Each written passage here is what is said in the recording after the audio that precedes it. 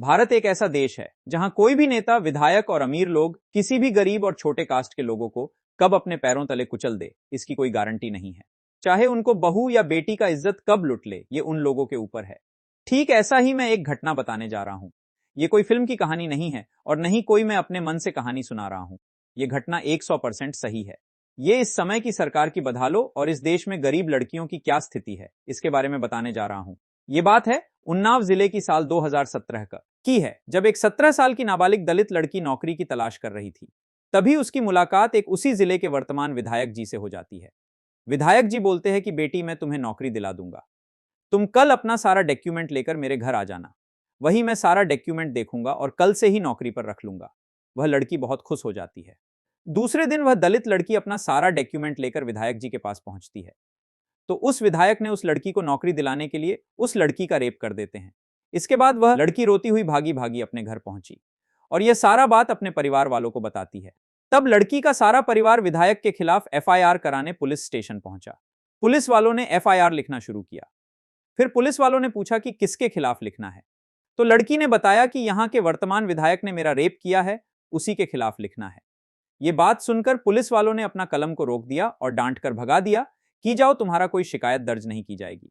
और इन लोगों के जाने बाद पुलिस वालों ने विधायक को यह खबर देते हैं कि आपके खिलाफ कोई लड़की आई थी रेप केस को लेकर।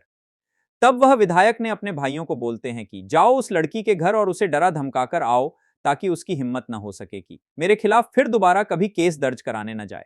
इसके बाद विधायक के भाइयों ने दलित लड़की के घर जाते हैं और वहां जाकर उस लड़की और उसके परिवार को बहुत डराया और धमकाते हुए कहते हैं कि आज के बाद कोई विधायक जी के खिलाफ केस दर्ज कराने नहीं जाएगा।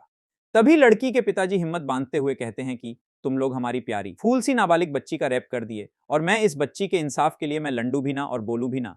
क्या मैं वही बाप हूं जो मैं अपनी बेटी को तुम जैसे दरिंदों के बीच छोड़ दूं? मैं वो बाप नहीं हूं।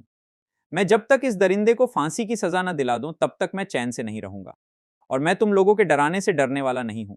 इसके बाद विधायक के भाइयों ने उस लड़की के पिता को इतना पीटा कि वह अपनी अंतिम सांसें लेने लगे।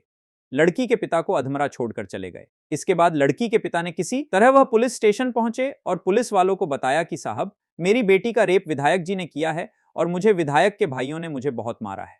तो पुलिस वालों ने उल्टा लड़की के पिता को मारा और जेल में बंद कर दिया और कुछ दिन बाद उस पिता की जेल में ही मृत्यु हो गई। इसके बाद वह लड़की हिम्मत नहीं हारी, वह सीधा हाई कोर्ट गई और वहां पर विधायक के खिलाफ रेप और मर्डर केस दर्ज कराई। इसके बाद उसकी चाची, बुआ और 2 वकील के साथ लड़की कोर्ट में गवाही देने के लिए जा रही थी। तभी उन सभी को रास्ते में विधायक ने ट्रक से एक्सीडेंट करवा दिया, जिसमें उसकी बुआ और चाची की तुरंत मौत हो गई। वकीलों ने किसी तरह अपनी जान बचाई और लड़की को भी कुछ चोट आई थी, जिससे वह 1 महीना तक बेड पर पड़ी रही। वह चारों तरफ से टूट चुकी थी। उसके आगे पीछे कोई सहारा नहीं दिखाई दे रहा था। अब उसको आत्महत्या करने के अलावा कोई उपाय नहीं सूझ रहा था। फिर वह सोची कि जब मरना ही है तो उत्तर प्रदेश के मुख्यमंत्री श्री योगी आदित्यनाथ जी के दरवाजे पर जाकर मैं अपनी जान दे दूंगी। जब उनके दरवाजे पर जाकर आत्मदाह करने की कोशिश करने लगी तो उसको रोका गया और योगी जी ने इस लड़की की पूरी खबर जानकारी ली। उसके बाद सीबीआई का जांच बैठाई। जब इस केस का सीबीआई ने जांच की तो पता लगा कि सही मायने में विधायक ने इस लड़की का रेप किया है और इसका आरोपी है और विधायक को 25 लाख रुपए की जुर्माना और उम्र कैद की सजा सुनाई जाती है।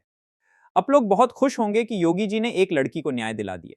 सोचिए, वह एक अकेली लड़की जो अपने न्याय के लिए अपने पिता को खो देती है, अपने चाची और बुआ को खो देती है। वह लड़की अकेले कैसे जी रही है और कैसे आज के सरकार से, उसके कानून से लड़ रही है। आप सभी जानकर चौंक जाएंगे कि उस विधायक को 2 दिन पहले ही बेल मिल गई है, यानी जेल से छुट्टी मिल गई है। अब जरा सोचिए कि उस लड़की पर अब क्या बीत रही होगी। वह कैसे कैसे लड़कर इन दरिंदों को सजा दिलवाई। आज वह छूट कर चला आया। आज की यही सरकार है। ये विधायक का नाम है कुलदीप सिंह सेंगर। ये भी बीजेपी के विधायक थे। सोचिए जरा, ऐसे विधायक अगर हमारे समाज में रहेंगे तो हमारा समाज का क्या हाल होगा। हर दिन किसी न किसी बहू बेटी को अपना शिकार बनाते रहेंगे। आज हमारे देश की ऐसी हालत हो गई है, किसी के ऊपर जुर्म हो रहा होगा लेकिन कोई भी उसके स्पॉट में नहीं बोलेगा।